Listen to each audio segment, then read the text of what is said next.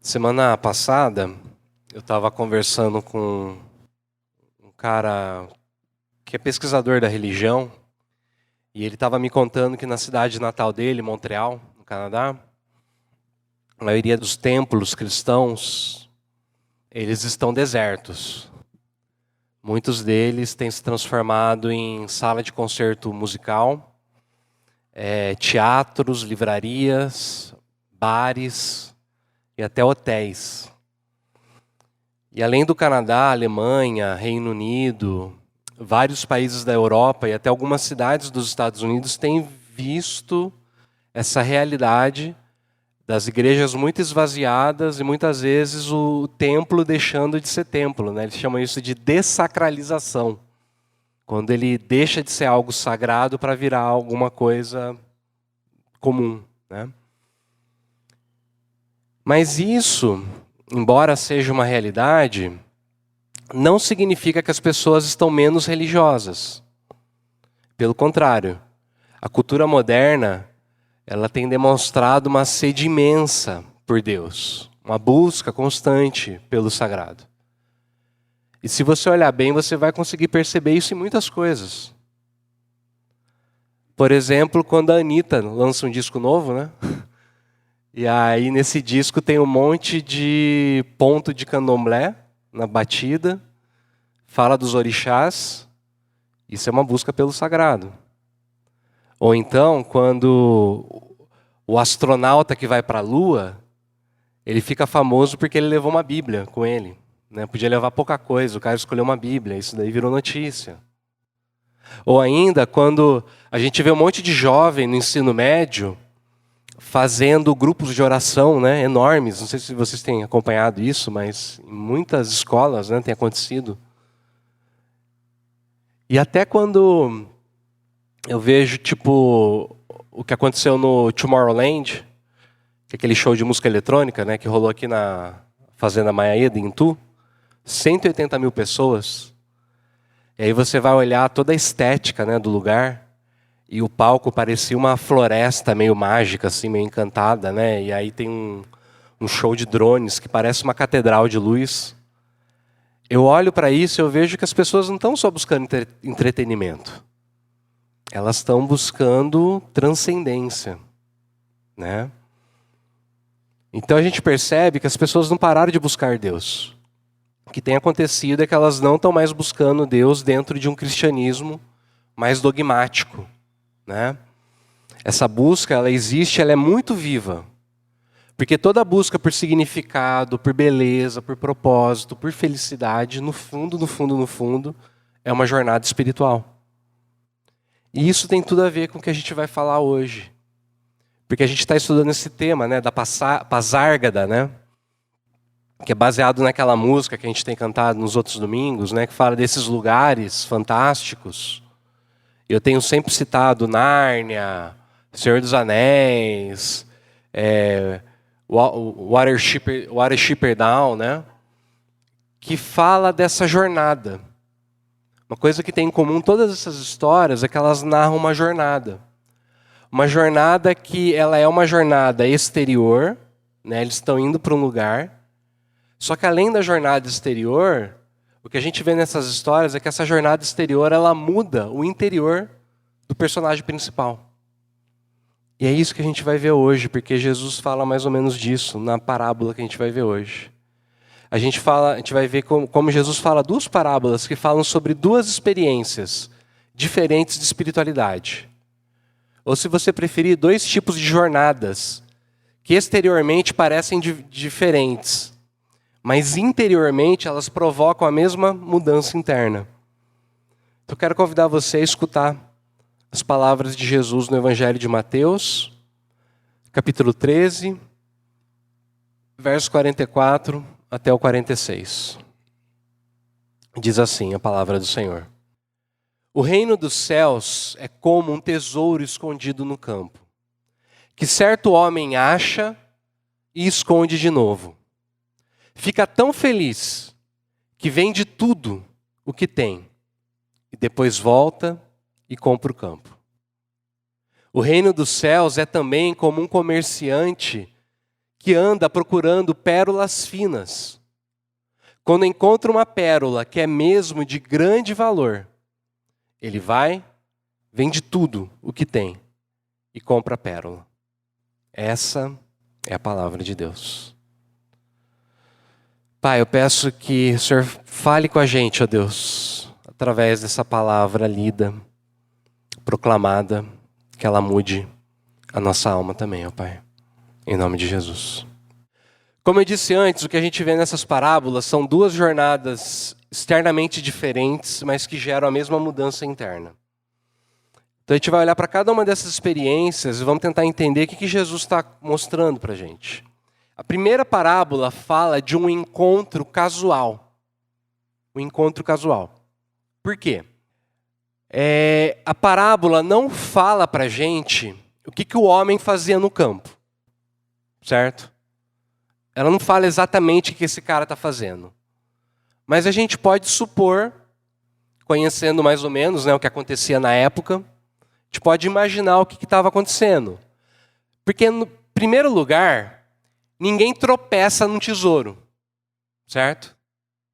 Ninguém está andando e, sei lá, tropeça simplesmente num tesouro. Para você encontrar um tesouro, você tem que fazer o que antes? Cavar, não é? Você tem que cavar, porque o tesouro é uma coisa que está escondida debaixo da terra. Na Palestina antiga, gente, lembra, não tinha banco. Você não tinha banco na época. E a Palestina ela é um lugar que, se você olhar, né, o mapa, geograficamente falando, ela era um lugar muito fácil de ser invadido. Tanto é que, na época de Jesus, já fazia 400 anos que eles foram invadidos por vários povos que vieram e tomaram tudo. Então era muito comum as pessoas esconderem, quando elas tinham alguma coisa preciosa, esconder dentro de um pote de barro. Eles pegavam um pote de barro, lacravam esse pote e enterravam. Agora, se acontecesse, sei lá, do cara esconder um negócio, alguém invadir, essa pessoa morrer e ela não contar para ninguém, o que acontecia com esse tesouro? Ficava lá. Agora, o cara da parábola, a gente sabe que ele não é o dono da terra. Que ele compra a terra depois, certo? Então, como é que uma pessoa está mexendo na terra, né, cavando a terra e ela encontra? Provavelmente esse cara está trabalhando na terra. Muito provavelmente ele é um trabalhador assalariado que está trabalhando na terra, ele está mexendo e tal, e de repente ele, encontra o tesouro. Só que ele não estava esperando por isso, não é isso? Logo, esse homem é uma pessoa simples que por acaso descobre algo maravilhoso, que ele não estava procurando, mas mesmo assim ele encontra. Ou seja, aos olhos de todo mundo, aquele campo era só um campo. Não é isso? As pessoas passavam por aquele campo provavelmente todos os dias, sem imaginar o que tinha escondido naquele chão.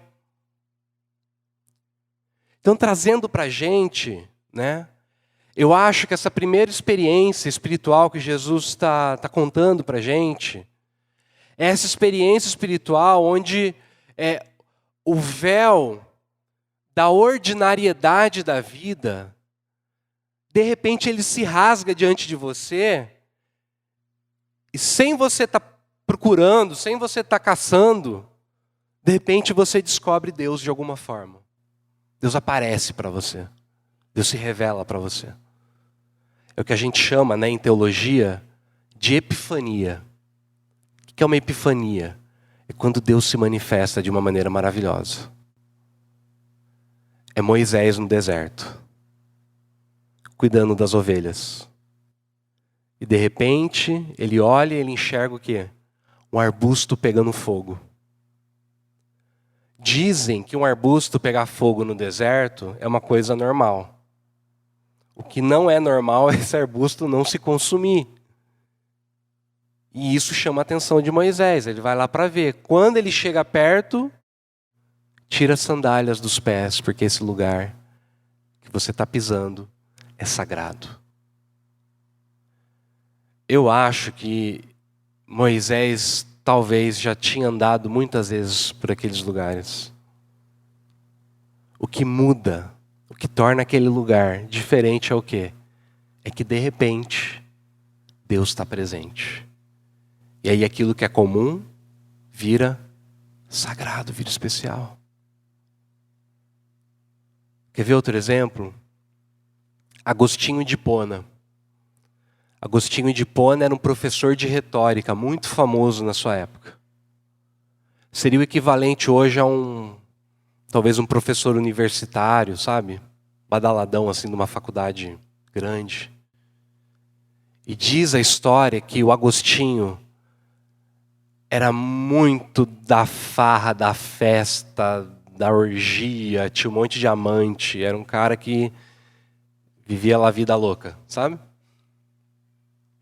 E um dia, ele está na casa dele, no quintal, e ele escuta a voz de crianças cantando uma música, como se estivessem brincando. E de repente ele para prestar atenção no que elas estão cantando, e ele escuta as crianças falando assim: toma e lê, toma e lê. E aí ele busca na memória dele, será que tem alguma brincadeira de criança, né? Alguma cantiga de criança que fala isso, e ele não lembra de nada. E de repente, ele percebe que era para ele pegar a Bíblia, abrir e ler. E aí ele faz isso, né? Faz a mandinga gospel, né? Pega a Bíblia, abre, lê no primeiro versículo que cai. E o que cai para ele? Vivamos dignamente como em pleno dia, não em orgias e bebedeiras, não em imoralidade e libertinagem, não em discórdias e ciúmes, mas revistam-se do Senhor Jesus Cristo e não façam nada que venha satisfazer os desejos da carne. Ele fechou o livro e entendeu que era Deus falando com ele. Porque de repente, Deus se manifestou. E é interessante que o C.S. Lewis, quando ele escreve Cartas de um Diabo a Seu Aprendiz, que é uma ficção, estou falando de várias ficções, né, nessa série, que é um diabo chefe, um diabo sênior, ensinando um diabo júnior na empresa a tentar um cara que está querendo se converter. Em uma das cartas, o diabo fala assim que por muitos anos, quando ele também estava, né, nesse cargo júnior, o diabo-chefe lá falando, né, o paciente dele era um cara que não acreditava em Deus. E era um pesquisador, um cara da academia. Um dia esse cara estava no Museu Britânico pesquisando. E de repente começaram a surgir na mente dele pensamentos a respeito de Deus. E diz que esse cara estava quase tendo essa epifania. Só que o diabo, como ele era malandro, né, esperto, diz que ele nem ficou desesperado. Sabe o que ele fez? Ele lembrou o cara que estava perto da hora do almoço. Ele falou assim para ele: não, está perto da hora do almoço. Cara, esse negócio é muito importante para você decidir isso de barriga vazia. É melhor você sair, comer, depois você volta e pensa nisso. O cara sai do museu, vai para a rua, aí na rua ele vê um ônibus passando, ele vê um jornaleiro gritando. E de repente, aquele pensamento a respeito de Deus que estava se formando na cabeça dele, vai embora e fala: não, acho que eu estava viajando.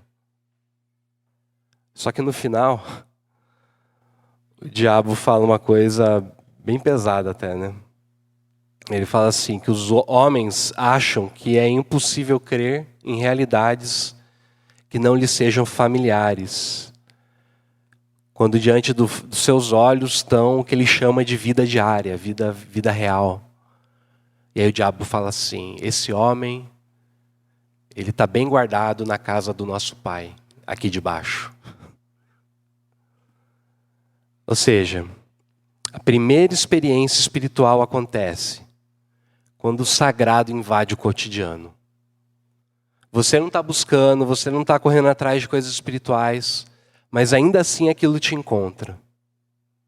Agora, nem sempre isso acontece de um jeito dramático, como eu estou mostrando aqui para vocês. Nem sempre você vai ter uma visão, uma voz, um pensamento. Quase sempre, sabe como é que esse negócio começa? É um amigo, uma amiga que você conhece. É um namorado, uma namorada. Alguém que aparece, que apresenta esse Deus para você de um jeito que você não conhecia antes.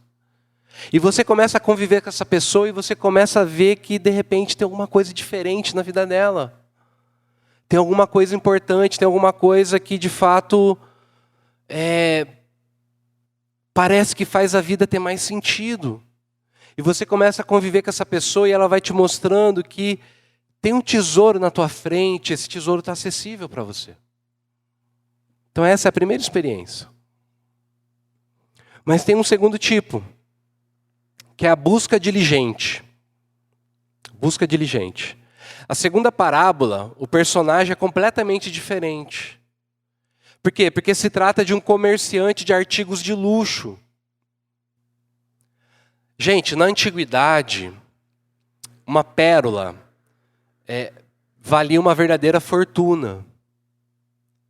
Tem a lenda, né? Dizem que é uma lenda, não dá para saber se é verdade, isso não é. Que a Cleópatra, para poder impressionar o Marco Antônio, diz que ela fez uma aposta com ele, fez uma bet com o Marco Antônio.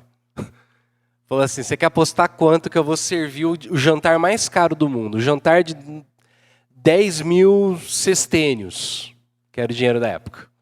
Uma coisa absurda. E o Marco Antônio falou, não tem como. E aí ela fez o jantar, né, maravilhoso tal. Eles comeram.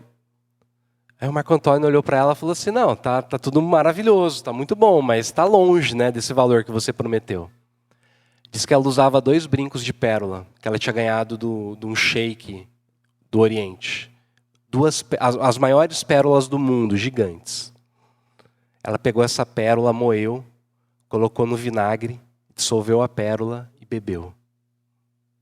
E falam que o valor dessa pérola, hoje em dia, seria mais ou menos o equivalente a 25 a 30 milhões de dólares. E aí um cara que estava junto falou, não, a hora que ela foi fazer com a segunda pérola, o cara falou, não precisa, já ganhou já. Já ganhou.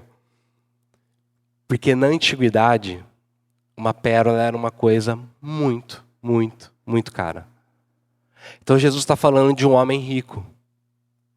Porque quem compra e vende isso não é um qualquer, né? Tem que ter bala na agulha.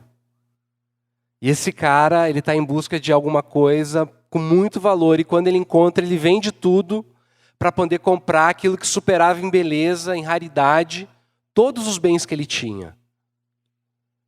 Então, trazendo para a gente hoje, a segunda experiência espiritual tem a ver com essa pessoa que é uma pessoa inquieta. É uma pessoa que busca ativamente algo que seja bonito, algo que seja belo, algo que seja transcendente. Algo que faça a vida ter um sentido maior. Está falando de uma pessoa que tem uma ânsia por Deus. Tem uma sede de ser preenchida. E essa pessoa vai buscar. E, gente, as pessoas estão buscando isso de tantas formas hoje em dia. Tantas formas. O Philip Yancey, em um dos livros dele, é muito legal porque ele fala que ele analisa a obsessão que a nossa cultura ocidental tem por sexo. E sabe qual é a conclusão que ele chega? Ele fala assim, para alguns amigos meus, a coisa mais perto de algo misterioso, de algo transcendente, é o frio na barriga que essa pessoa sente quando ela vai sair com alguém diferente. Pare e pensa um minuto. De fato, o amor romântico, ele virou o lugar onde a gente corre muitas vezes para poder tentar dar um sentido para a vida. Para livrar a gente do ordinário, do cotidiano. Mas não é só o amor que faz isso. Tem um professor da faculdade metodista, o Jung Monsung, que ele passou décadas estudando a relação do dinheiro com a espiritualidade. Para ele, o capitalismo não é só um sistema econômico. É uma religião. Já percebeu como é que a gente trata o dinheiro hoje em dia? Você liga o jornal fala assim, o mercado acordou nervoso hoje. Gente, quem que é esse mercado? Que entidade que é essa, né? Que a corda nervosa, que determina o futuro de países. Antigamente a pessoa estava mal, o que ela fazia? Ela ia até o pastor, até o padre, né? Ia fazer uma confissão, ia procurar um conselho, falava assim, estou mal, está acontecendo isso, isso e isso comigo. Hoje em dia o que a pessoa faz? Ela está mal, ela vai para o shopping fazer compra. Mente vazia? Na oficina da Shopee. Oficina do Mercado Livre, né?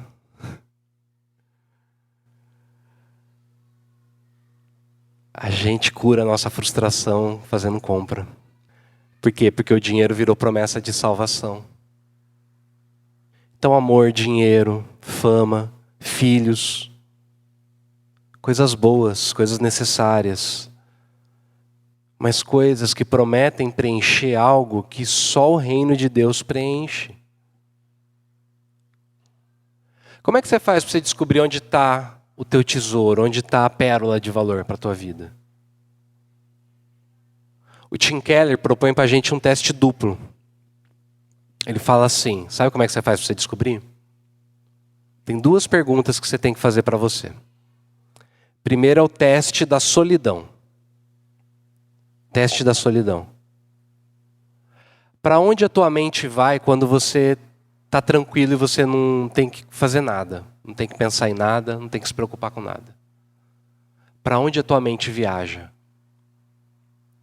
Qual é o pensamento que sempre você está projetando? Seus sonhos, seus desejos? O que você está buscando? Tem um arcebispo chamado William Temple que ele falava isso. Falava o seguinte: o teu Deus é o que você faz com a tua solidão. Teu Deus é o que você faz com a tua solidão. Então, em que você pensa quando você não tem que pensar em nada? O segundo teste do tesouro é o teste do pesadelo. O que para você seria insuportável perder? O que se sumisse da tua vida hoje, tua vida perderia o sentido? O que faria tua vida perder a alegria?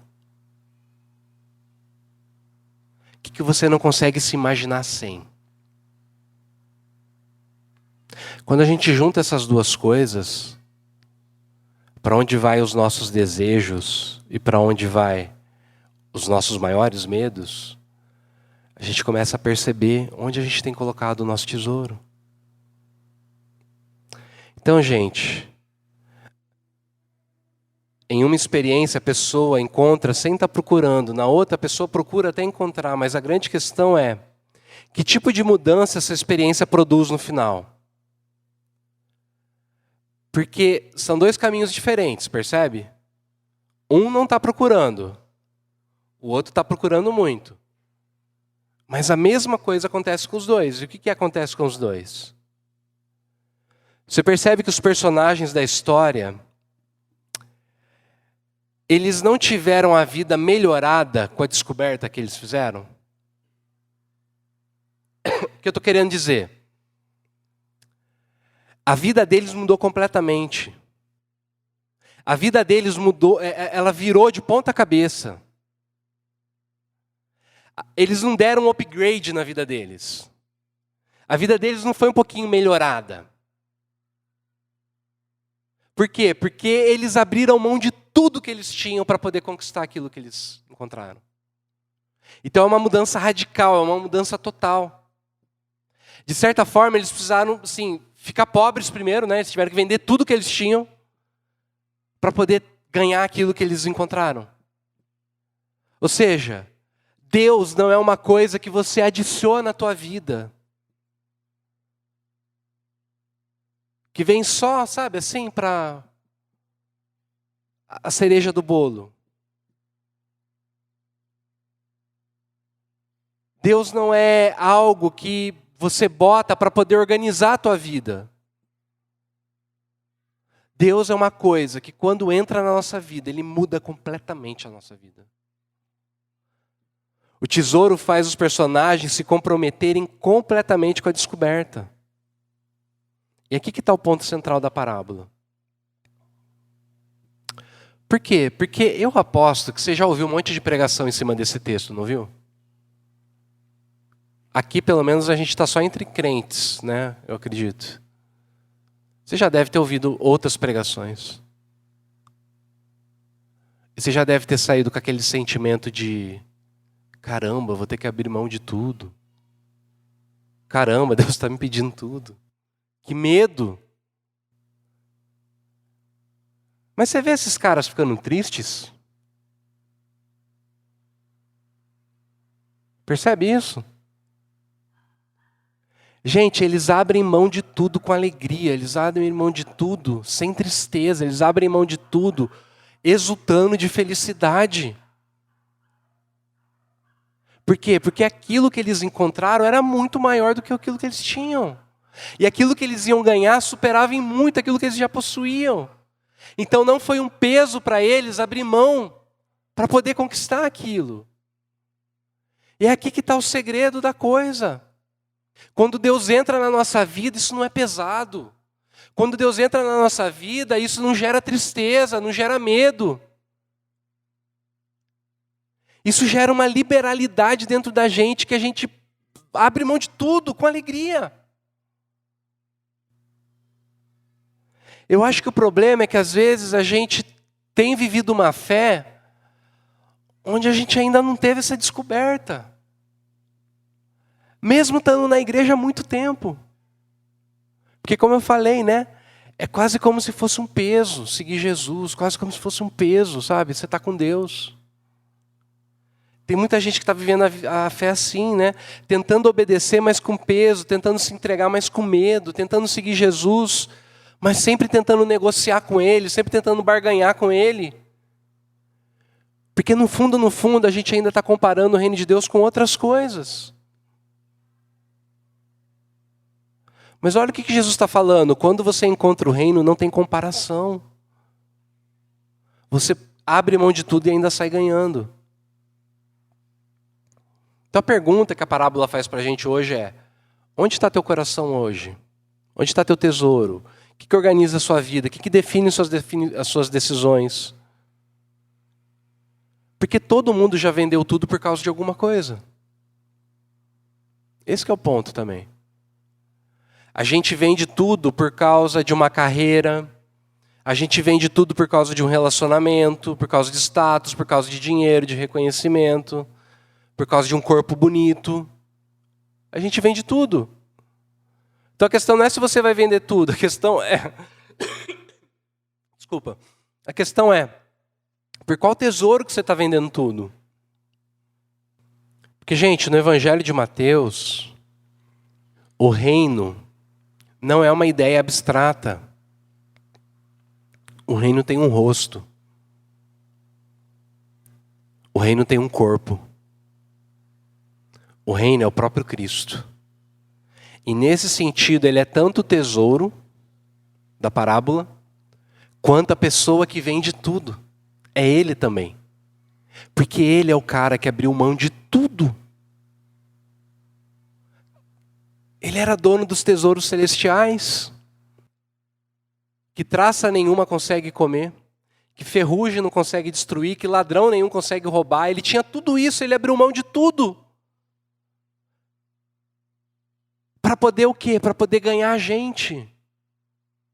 E quando a gente entende isso, fica claro que a entrega dele foi tão maior que qualquer coisa que ele peça para a gente é pequena perto dessa entrega.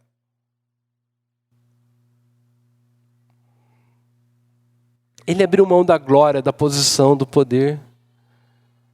Ele entrou no nosso mundo, ele foi fiel até a morte, morte de cruz. Para você poder encontrar esse tesouro, que ladrão nenhum pode roubar, que traça nenhuma consegue comer, que ferrugem não pode destruir. Então a pergunta, eu acho que não é: você está disposto a vender tudo? A pergunta que eu quero fazer para você hoje é o seguinte: você consegue enxergar o que Ele já fez? Consegue enxergar o que Jesus fez? Porque ninguém que realmente vê o tesouro que é Jesus precisa ser convencido de abrir mão. Ninguém que realmente encontrou a pérola fica calculando se vale a pena. O homem do campo não saiu pesado, o comerciante não saiu arrependido. Os dois saíram correndo com alegria. Porque é isso que o reino faz. Quando você encontra o reino de verdade, ele não te pesa, ele te liberta. Porque você sabe que o convite para sentar nessa mesa é a coisa mais importante do mundo. E nessa manhã o convite está aberto para cada um de nós.